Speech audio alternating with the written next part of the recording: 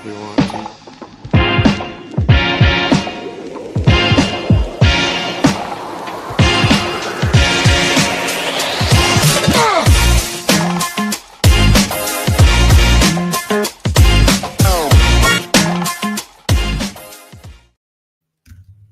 What's up, man?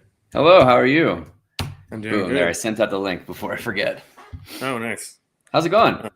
It's going good. I just walked back into my house. You just got back home, and we can talk a little bit about that. I think that's as much exciting stuff as you'll be allowed to share would be for sure. Yeah, to share when we get to definitely. Yep. But welcome everybody to our once a month Wednesday wrap up, where we recap everything from engineering and product, things that were released, things that are working on. It's a deeper dive into the nerdier lives of behind the blockchain. So with that, we'll get started. I'm Josh. I'm the CEO. This is Guillermo. He's our CTO. And you want to walk us through what happened last month? Yeah, totally. So I think we'll start with that stuff, and then maybe at the end we can talk a little bit about sort of what you've been up to. Perfect. I think everyone's going to love to hear about that. So cool. So first thing, I mean, to a certain degree, this is going to be a lot of it is a continuation of stuff that we talked about last month. And now it's just, inching forward, and a lot of it is like ready to get out the door. So the first one is what we're calling the purchases table and reporting. So basically it seems really straightforward, but similar, like anything with a small startup, right? There's like a lot. You're so busy building the obvious features that need to get built and just putting out fires that come up that a lot of the sort of quality of life, more operational type things usually take a back seat. And so one of the things that we haven't had for a long time is a good way, internally at least, like natively, to run good reports on things that are purchased across all of our different mediums, whether you pay with crypto or credit card or whatever else. We obviously, using our third-party integrations, we have ways of doing that. Like we can do Stripe exports and those kinds of things, but it's cumbersome for the operations team like Mansky and those folks.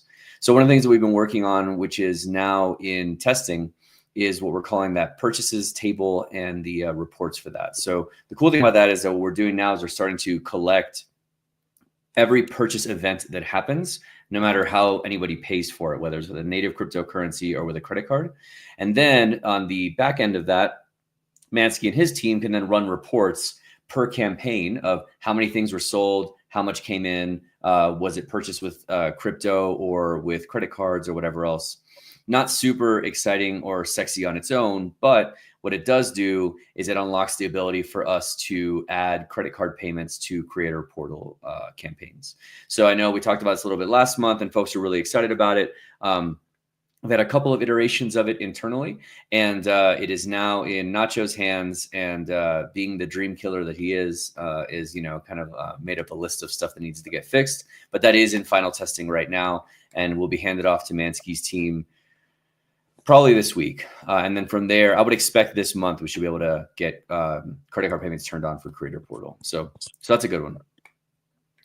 Another one that we talked about before, just some code cleanup stuff, not necessarily user-facing and its changes, but a good thing we need to do for a long time is in our promo codes.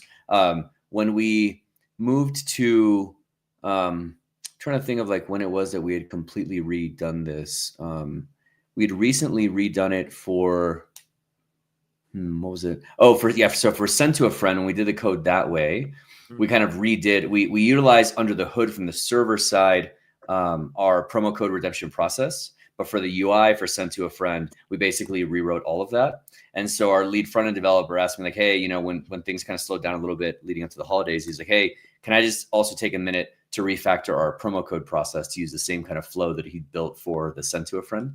Nice. And so that cleanup happened coming into the new year. And that code is now much more extensible and easy to maintain, and also unified with the way that we do so the same calls are made to the promo code system in the back end, and now those two components share the same code in the front end. Again, not necessarily super exciting in terms of new features for folks, but a good thing that keeps our code clean and continuing to be able to extend on it moving forward. We also on the back end had a lot of work done over the past actual couple months, but especially this past month, a lot of work done where, so for those that bought the Bill token on Solana, I know that a lot of folks have been hitting up Mansky and Ben asking about when that's going to be on a DEX on Solana. Part of the issue there is there's a lot of different, basically a lot of different like templates that you can use for minting assets on Solana. And our first foray into minting on Solana, we used one of them called the Metaplex Builder with Token 2022 Standard. And one of the things that it does is it adds, again, so getting a little bit lower level, like nerdy stuff since is the tech talk. One of the things that it does is it adds an extension called the Mint Close Authority. It's kind of a confusing naming, but what the Mint Close Authority basically allows you to do is in the event that the person who has that authority, if you have all of the tokens as well, right? So you have the entire circulating supply in hand, you can burn those tokens and basically close out that campaign. So to make it like, it's basically just like wipe it from the chain. So like as if you were like, hey, this is a mistake or whatever, we need to redo something, and you're able to have all tokens in hand. It's very handy for like when you're testing. But the thing about it is that it's not very likely that anything like that would actually happen, because once you've sold it, it's across all these different wallets, all over the chain. And so it's not really a thing that we could use anyway. Anyway, the builder pattern that we were using for that sets a Mint Close Authority, which is actually a hybrid Mint Close Authority with what's called the Metaplex PDA. Anyway, all that to say, it's set in a way that we can't revoke it to put it to null, but a lot of these DEXs that we're working with have a requirement that we found out as we were going through this process, that the Mint Close Authority shouldn't be there at all, or should be explicitly set to null. So what we had to do was redo the way that we do our what's called our sprouting, what we call for any of our chains, where we get all the disparate assets that make up a DEA, we bundle them all together, and then we put them on chain. So our sprouting process for Solana, we had to basically redo completely and like get rid of this builder that we were using and write it from scratch so that we can explicitly have that Mint Close Authority set to null. With that being done, we'll be able to move forward with Solana tokens that don't have this, that don't have that sort of red flag for the DEXs, and then we can get them listed more easily when we're doing fungible token mints. So that was one of those things where it's like not fun at all, like not any like new cool stuff that's added, but a necessary thing that we need to do moving forward to be able to support fungible token minting and sort of the part of the cost of doing business is minting on 6 different chains, right? You learn about different blockchains, conventions, and requirements of their different integrating systems as you move through them. So Nacho is starting up testing on that. I think today he just messaged me about it. And so you guys should hear more about that in the next couple of weeks in terms of how we're moving forward with the build token, if all of that looks good. So Nacho's going to test it first. Then Mansky's going to confirm with his DEX integration partners that he's been talking to. And then we'll reach out to the community and let you guys know how we're moving forward with that for the build token on Solana specifically. Nice. Yeah, so that's all back-end stuff. Yep. For full stack, we've got a few big things that we've been working on that I mentioned a little bit last month. So what we're calling Send to a Friend, we're starting first with send via email. So we've been working really closely with the TX Pipe folks.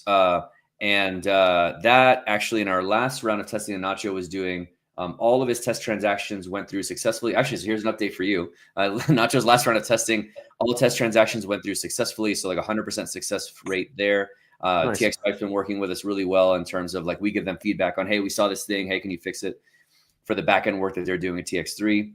So that's looking really good. I need to do tomorrow morning. I need to set up some production credentials for that. And then we're going to kick off an internal alpha test with the folks at Stuff. And then probably early to mid next week, some folks that have helped us in the past from the community with closed beta testing will probably be reaching out to some of you guys to start testing send via email as well. So take a look out for that. That is finally about to make it out the door. I definitely expect in the next week or so, we should at least start testing it in a more open sense, and then we'll kind of go from there. There's some other things we need to figure out that you and I have talked about, which I won't get into right now from like an operational standpoint and how we want to handle that before we like open it up more broadly. But we'll definitely be having it into folks' hands that's just outside of the Stuff employees probably in the next week or two. I think it's huge, like just to kind of call that out.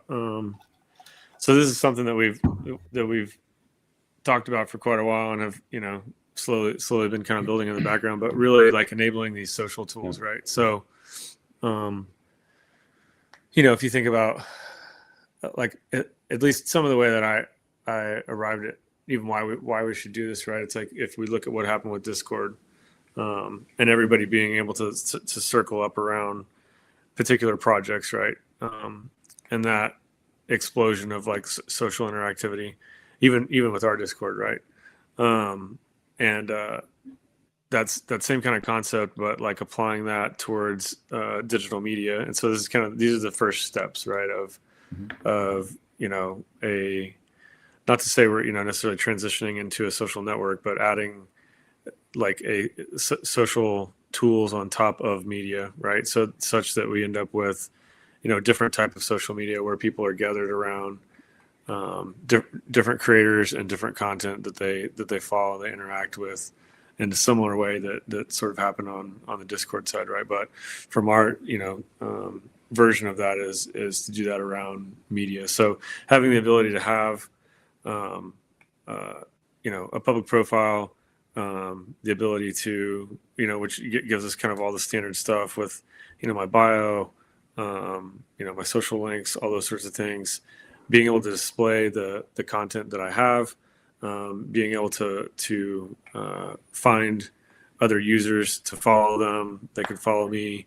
We're getting to where we're going to be like steps away from being able to share activity, right? So then it's Guillermo bought this book, Josh sold this movie, Ben sent this album to Guillermo, and vice versa, right? So super exciting, like a lot of work behind the scenes to get that set up. I know is a lot to do it in a smart way too, where we're going to have all the endpoints, which won't be out of the gate, but have all these endpoints set up so we can integrate this on the mobile side at some point too.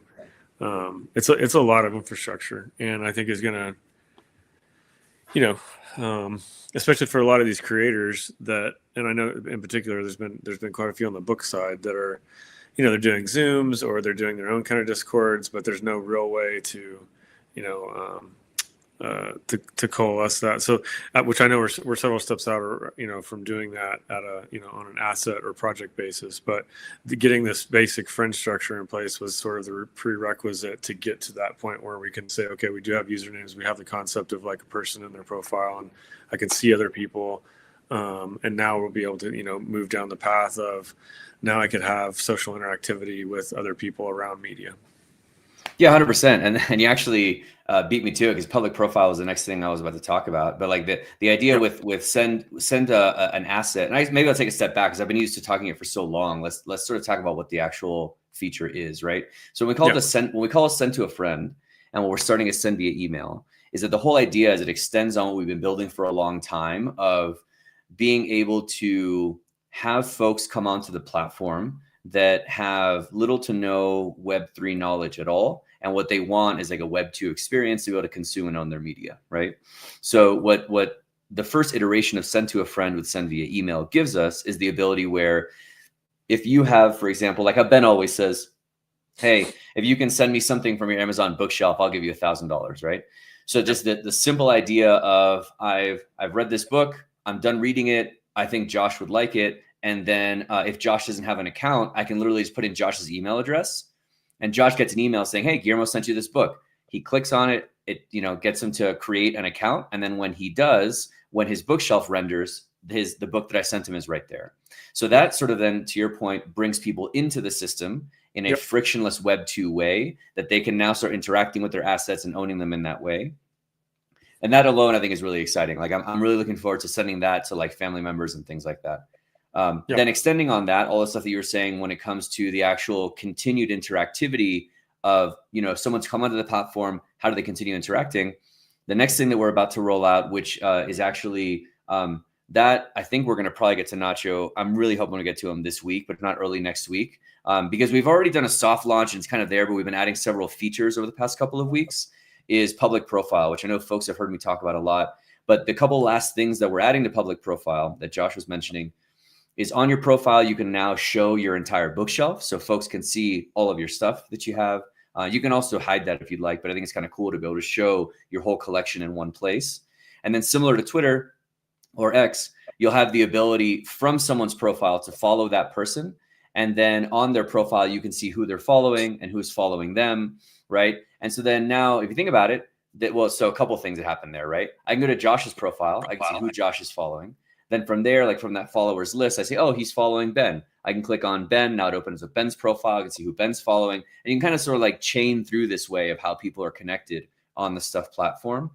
But the other thing too that comes up with that is once we have the first iteration of send to a friend, which is send via email, and now we have the concept of public profiles and followers, so following people and people following you, the next iteration, that's the intersection of the two, which we're going to start on immediately after the release of these two, is then a true send to a friend from your friends list. So that when you go and you click on send, it'll pop up and say, here's who you're following, here's who's following you, and you can select any of those people, and then just via their username, you just click on that person and you'll just send it off to that person. So it actually even removes the email step. And the only requirement will be that the person that you are sending it to has some version of what we call a known wallet. So either you have set up a self-directed wallet with us, or you've linked a wallet for it to be sent to. And as long as you have a known wallet, then anybody who's on the platform who has a username, you can send it to them directly that way once that feature rolls out. So that intersection of those two will be the next one coming out. I definitely expect we can get it in this month for sure. And then the first two that I expect that you'll start seeing in the next couple of weeks will be send via email for send to a friend. And then finally, like the more comprehensive rollout of public profile with followers and stuff like that.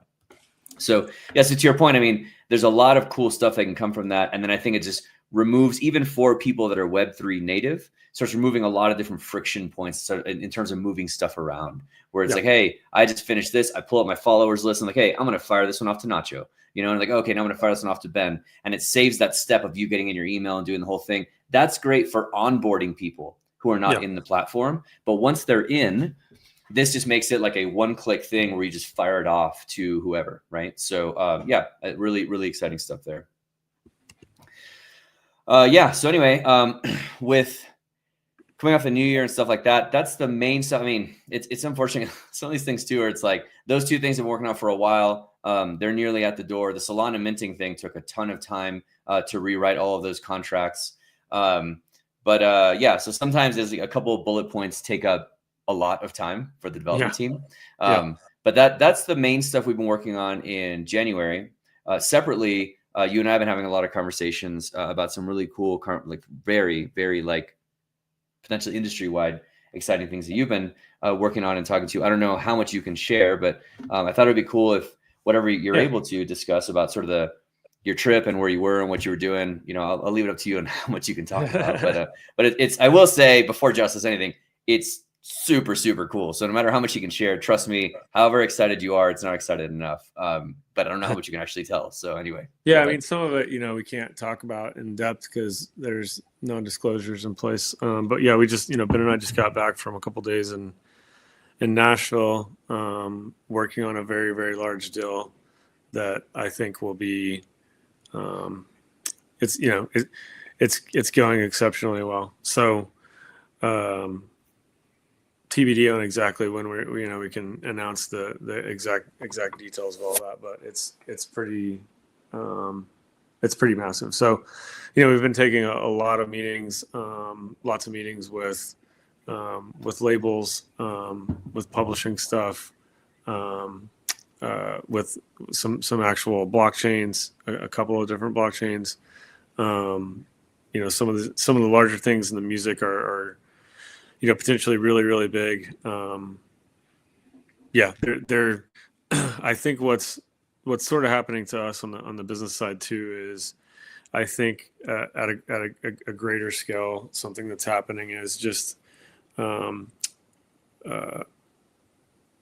other industries are starting to look at how blockchain could help their business in very direct ways, and so our solution fits that need in a variety of different ways, right? One of the terms that was pointed out by one of our advisors was the idea of boring blockchain, right? So it's not maybe like the sexiest thing or the most trendiest Buttcoin, whatever Mm-hmm. meme token that's popping off, but it's actual real infrastructure to power industries and radically change the way that they are functioning, right? So, yeah, we've had some travel around that, but when you get down to it, really, and what I think is probably true for a lot of the space too, is that we're in sort of this unique spot where we have a project that produces, or a platform rather that allows people to sell consumable products, and that's not the case for really like a whole lot of other, most I would say most all other projects, right? Like we have a actual product, and it's not something that is um, uh, I'll pick on an L1 or maybe like an L2, right? Where their only product is basically their token, Yeah. and they're hopeful that infrastructure gets built on top of it, and that infrastructure exists in such a way that it requires the token of that network to be consumed and put back in and get velocity, right? Like the velocity issue is the primary issue. And when we're selling a consumable, we're selling a book or music or a video. We're generating. There's multiple transactions, multiple things that are taking place, and so a lot of the work, right, infrastructure wise, has been getting all these kind of flywheel things in place. And then on the business development side is like, how do we take this to really large, some of the biggest labels, some of the biggest, names in the book space and on the film side, and get that infrastructure embedded in a way that empowers them to, you know, fix holes and gaps and things in their industry that really only, in some ways, a blockchain can solve, right? So, this is why also we set out to build our own L2, because all of the, obviously existing L1s are not built for media, and all of the L2s, a lot, primarily all of them. There are some exceptions that are built for specific industries or reasons, but most of them are sort of the everything machine, right? So in our particular instance, it's that, hey, we know that digital media obviously can be token based. We've done that like across 1,000 different projects, across all different media types. We have to have a layer 2 that is customizable to support those metadata, that metadata structure, and then also different use cases that just don't exist outside of that. So I think the feedback we've gotten in the last in January has been amazing. Like we've had more conversations with lots and lots of music labels, continuing to talk with publishers. There's some really big things happening in the publishing side. There's actually a law that's going into place. I don't know if it's totally active yet or not, but there's a law in Connecticut that basically states that it's similar to the California law, regarding the idea that the California law that went in. I can't remember the House bill number, but basically makes it illegal to sell licensed content to somebody without notifying them of that. And the Connecticut law takes it a little bit further in some ways, specifically in the book side, to say that it's actually illegal to sell books that you don't actually own, right? So there's some things happening, politically that the wind is shifting.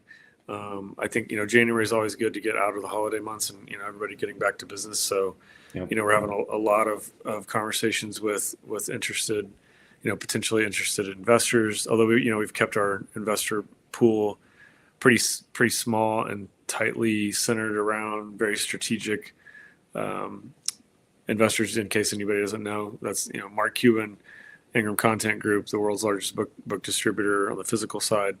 Bertelsmann, which owns Penguin Random House and BMG Records, and Charles Hoskinson, who co-founded Ethereum, Cardano, and is launching Midnight. So,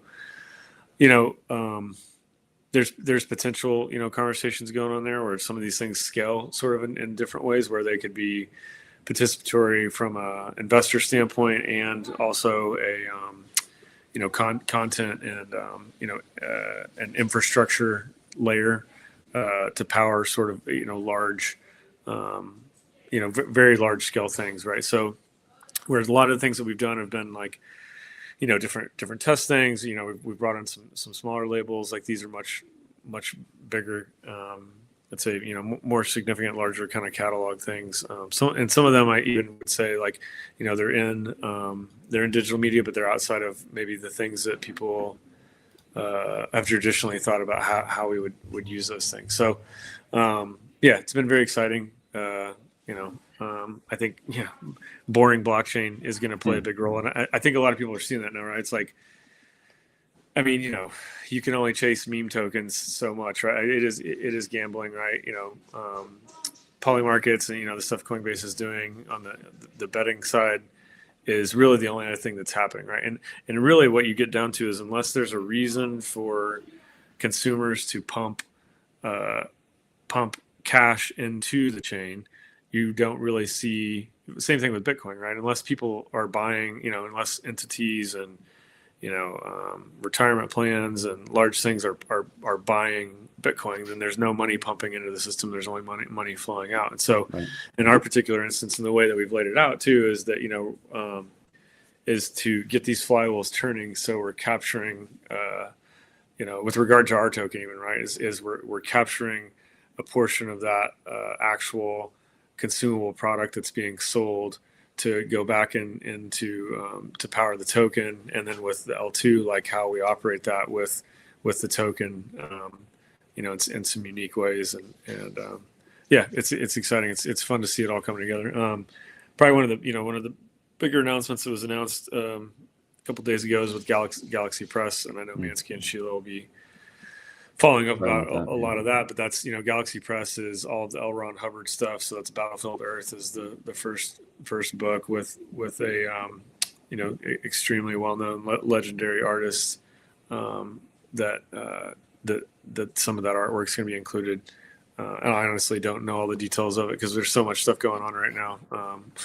It's hard to keep up with literally everything that's happening. But that's a really big one that we've been talking. I think we've been talking to Galaxy Press for quite a long time, like several years. And then we actually worked with them at Bookshot as well. And another thing too, I would add to that. One of the things that we sort of realized that maybe we mentioned back in the fall was the promotional system that we built to give content out, right? So if we want to give something away, or an artist wants to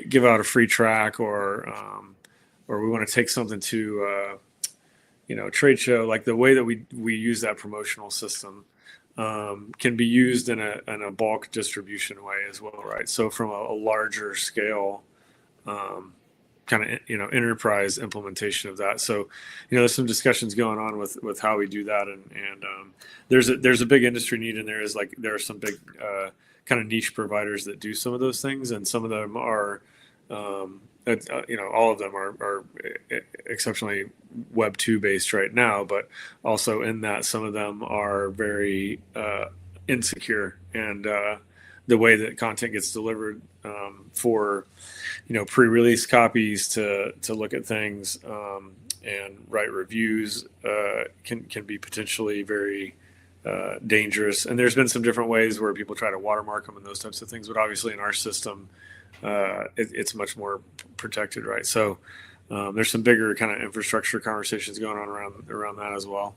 Trying to think what else I could share. Yeah, I mean, this one that we're working on right now is massive. Like it's like, kind of like you mentioned, right? It's like if we, which seems like we're I don't want to get ahead of ourselves, but it seems like we're definitely trending in the very right direction. Conversations have been fantastic this week. Lots of extremely long meetings with these entities, and I think that it will be like landing this one, and then there's like 2 or 3 others in the pipeline that are different industries with similar application, will be absolutely like game changer for for what we're building this year. So that's kind of why too, like, the last couple of years we've put out like is sort of our top 10 things that we're going to do this year. And we try to, get through as many of those as we can.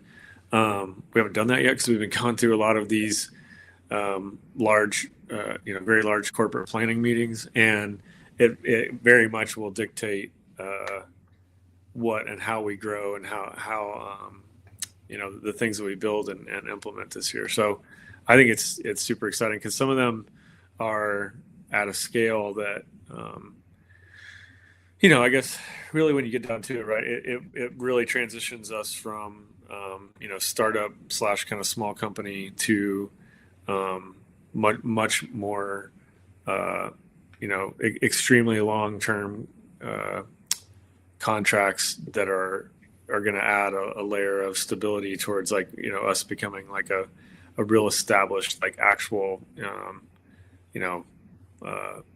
small business, right? Not that we're not a small business, but it's definitely a big shift when a startup goes from, hey, we're doing lots of R&D, we're doing lots of projects and launching things and testing stuff, to like, hey, we have like extremely large like enterprise clients now who are going to start using the products, and so a lot of what we're going to have to do then, what you're going to have to do obviously on the tech side is rush to facilitate a lot of that infrastructure and how we, which we've had an enormous amount of conversations about, but it's very exciting. Yeah, and one of the things that you mentioned a couple of times there that I love that it's coming up a lot in these conversations is like the whole idea of boring blockchain.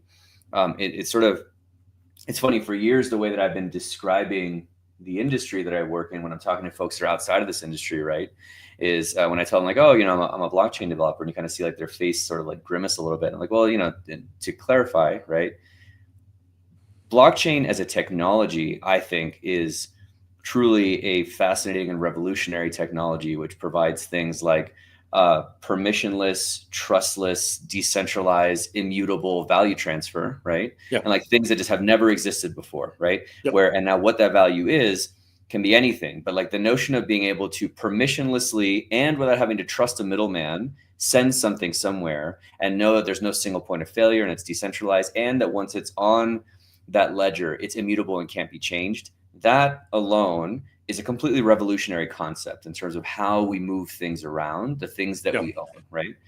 Yep.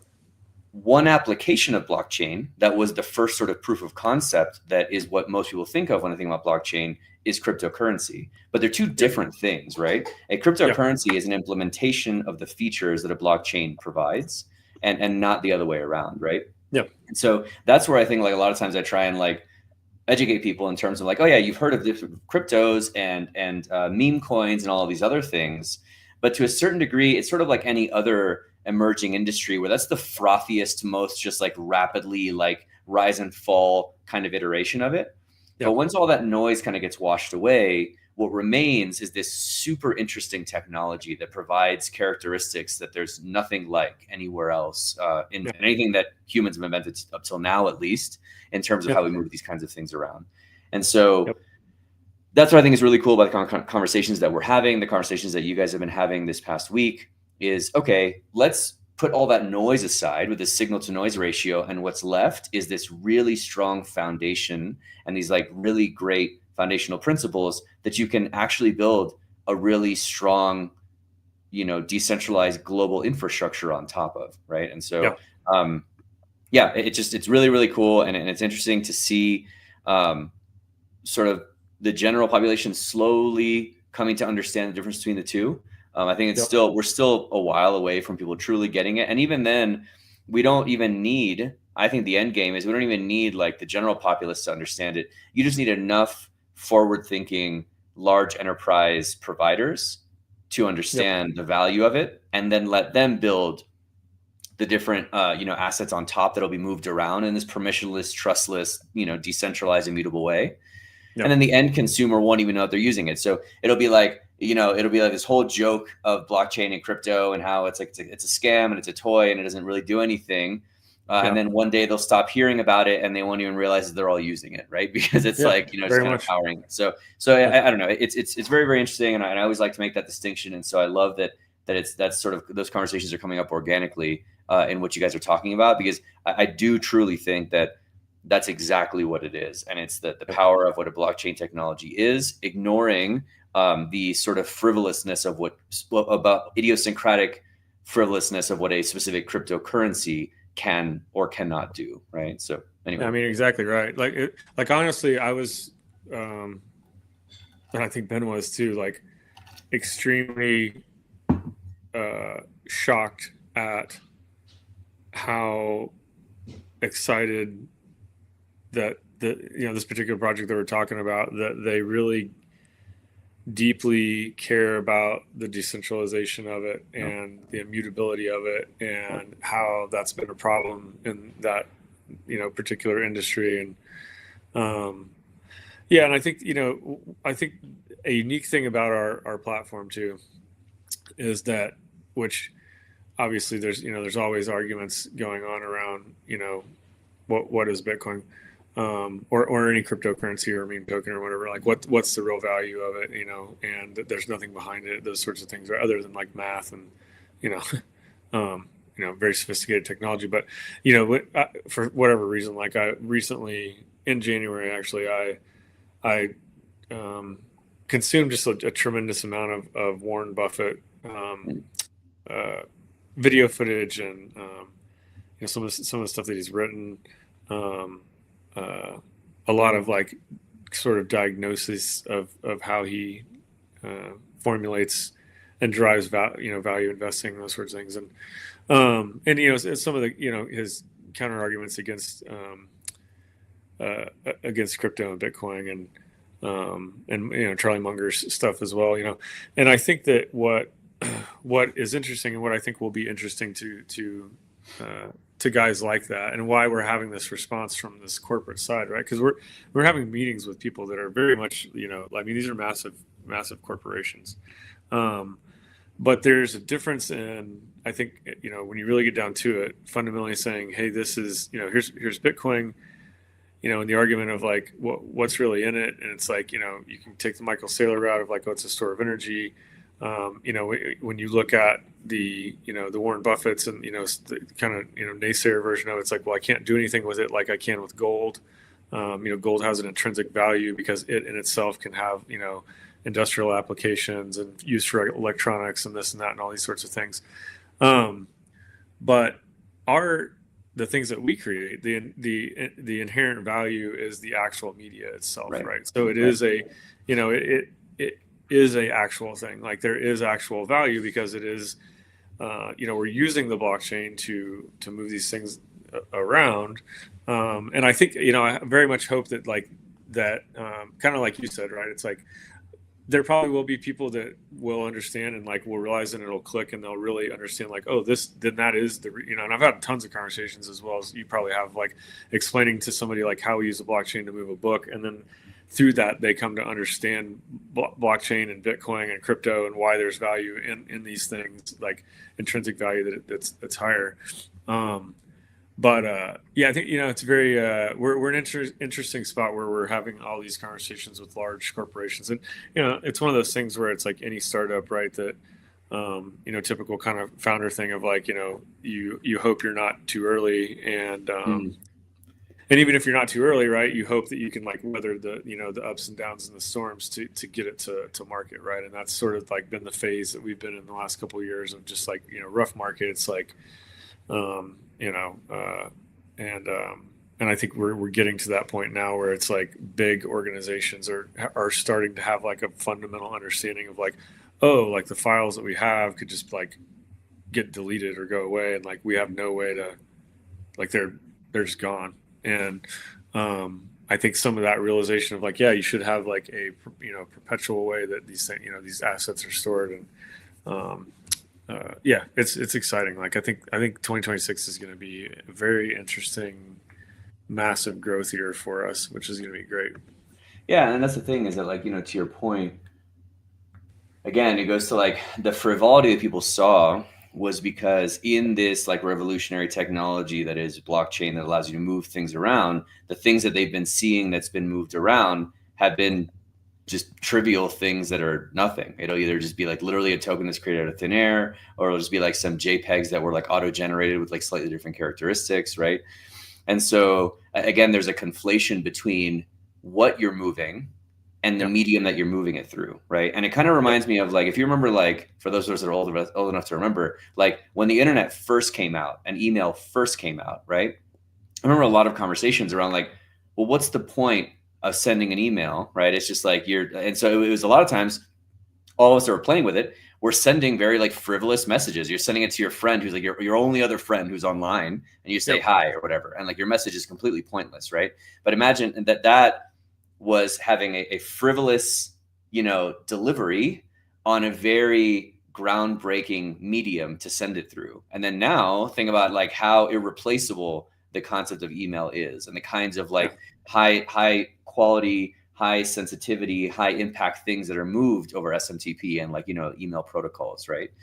And so I think that's what it is that like, again, the sort of, playful, messing around, kind of gamified, frivolous things are always the first ones, because it takes a while for like the larger impact things to get those like diesel engines running, so to speak, in terms of like what to use to take advantage of that technology.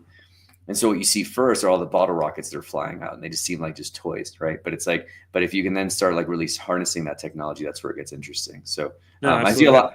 I see a lot of parallels with blockchain and like the early days of the internet, and how now we're slowly starting to see like, how they used to be like everyone had a website, like Colgate had a website. I remember, it's like, why would I ever go to Colgate's website? All you could do is just look at it and they just show you their toothpaste. Like, why would anybody go there? Right? It was like it's such a pointless exercise for everyone to have a website. But now you can go and you can buy things. You can have it shipped straight to your house. You can get like product recommendations, right? So, and I think that's kind of what we're starting to see finally with blockchain. No, you're exactly right. I mean, I think that it illustrates too, like I think from the public side, I think a lot of times in we're really like going off the rails here. In the crypto space, it's like, I think a lot of times what people think is like, oh man, like, we're waiting here for like, there's going to be this huge rush, a huge another rush bull run of retail investors that are going to come in and buy a bunch of stuff, and then we can sell all of our stuff to them and make a bunch of money, and up we go, right? And the issue is like not everybody's going to want to learn and understand this. Just an email's a good example, right? It's like, tell me how email works, and it's like, no, I mean, basically, almost nobody really. I know there's probably people watching this that actually can like explain it, but like 99.99% of the world have no idea, how any of it functions, right? And you start to look at that technology, and it's like, even thinking about TCP/IP, right? And like, I mean, that was like a DARPA project from like the early 70s, and like how long it took for that to evolve to like an HTTP like application sort of level, and then how long it took for that, like looking at these adoption things, I think is key, right? So the fact that we're like now, like I feel like in this sort of perfect position where we're able to have these large conversations with huge corporations who are, and they don't, what's interesting is like, and I think some of them do, like this one particular one, they really do fundamentally understand the ownership issue. I think the other side though is like, I think there's things that physical ownership provide a certain feature set that is non-existent. Those features don't exist digitally, and so it's very much the Henry Ford of if I asked customers what they wanted, they would have said a faster horse, because they can't understand what they're wanting, right? Are the features of what ownership provide, but conceptually they have no idea what it could even possibly mean to have digital ownership, right? And so sometimes I think in our rush to, because we get excited, it's like, oh, we sometimes rush or lead with like that ownership message, and it's really like the benefits of the sort of key central benefits that physical ownership provide that are missing in digital space. And when somebody understands like, oh, I can have the feature of like, hey, I can do whatever I want with it. I like, just like our send to a friend stuff, right? Like I can send it to a friend, I can resell it when I'm done, I can store it, nobody can take it from me. I don't have to subscribe to some system or pay some monthly fee to have access to it. Like all of those things in a have a physical manifestation, like my bookshelf behind me, or my records up top, or my books below, or I've got DVDs, I've got all kinds of media in there that I have ownership of it. I may not always be conscious of the idea of ownership, but the feature set that ownership provides are the things that we're able to unlock. So as we're going to these corporate things, it's very, in some ways, becomes an easy sell, right? Because when you compare it to the existing system, there's no comparison, right? Which I think is why all of us who are more technical and read the white paper and understood what was happening and got into crypto early, like fundamentally, like it clicked to us faster of like, oh, like we've never had like a unique, you can do a run of books, but there's a difference to doing it digitally where like it's verifiably like, hey, this is exactly how many there are, and enabling the ability to, I can take a book just like with, it's the same argument on the, gold versus Bitcoin side. It's like, it's expensive to store it. I've got, a bookshelf here that takes up, some certain amount of square foot in my place. If I want to send it to somebody, it's a hassle. I've got to package it up. I've got to pay to ship it. It's going to take time to get there. And you eliminate all those things with a blockchain based asset, be that Bitcoin as a store of value, or what we're doing as, essentially is like storing media, where I can send it to somebody on the other side of the planet. And especially once we roll out this, get the final testing done on send to a friend and have all the ability to follow people and send stuff via username. It's like, that's a whole new world, right? Because I think that we've had a certain number of our users that aren't technical enough who do come in and do buy with a credit card, but they're not really wallet friendly, right? Like they've used the self-generated wallet when they signed up, or they got some free asset from us, and they created an account was created, wallets were created, and all they really know is their PIN number, right? And so they don't really have a way yet that they can easily send that. So like bridging that kind of Web 2.5 gap to say like, hey, we'll make it easy. Now you do have all the benefits of ownership. You do technically own it, although you might not want to get in the weeds.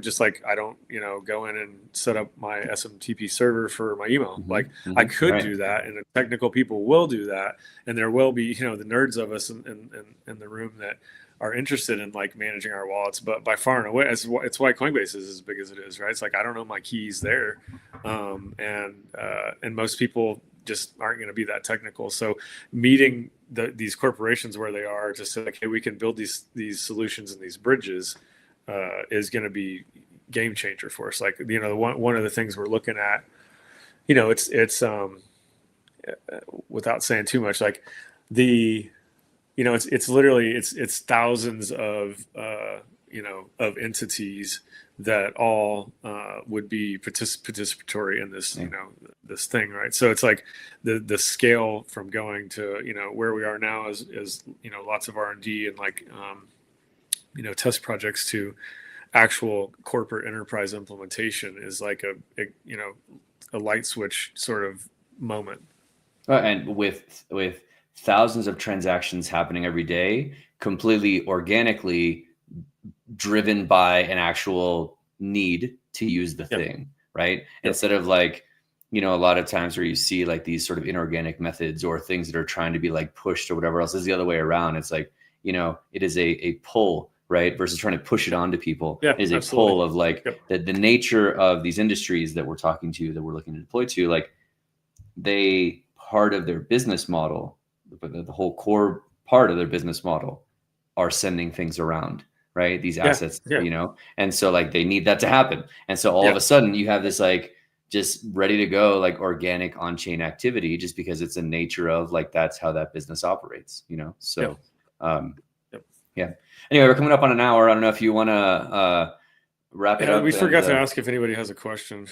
Well, I don't see anything. I see a few like hellos and comments and stuff, but no questions. But I don't know, any maybe if you want to, any closing thoughts or stuff for folks heading into next month. Oh, I would say actually one thing I will say while you think about your sort of closing thoughts, if you are interested in testing send to a friend, please reach out to, probably Nacho would be the best person to reach out to on Discord, and let them know that you're interested, and then we can get you added to our closed beta test for that before we roll it out to a broader audience. I will say, like, to preempt Nacho a little bit, like, we're only gonna be able to support so many people for this like closed test. So just because you reach out doesn't mean necessarily are going to get it. But if you're interested, please reach out, and we'll try and accommodate as many people as possible to kick off send via email, send an asset via email, so you can start bringing your friends on board.